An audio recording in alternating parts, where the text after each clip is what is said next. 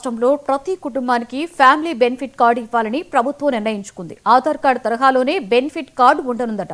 Family benefit monitoring వ్యవస్థపై సచివాలయంలో ముఖ్యమంత్రి చంద్రబాబు నాయుడు సమీక్ష నిర్వహించారు. రాష్ట్రంలోని ప్రతి కుటుంబానికి ఫ్యామిలీ కార్డు ఇవ్వాలని నిర్ణయం తీసుకున్నారు.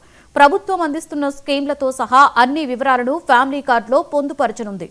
ప్రభుత్వం త్వరలోనే పాపులేషన్ పాలసీ తీసుకురావాలని సమీక్షలో సీఎం అధికారులకు ఆదేశాలు ఇచ్చారు.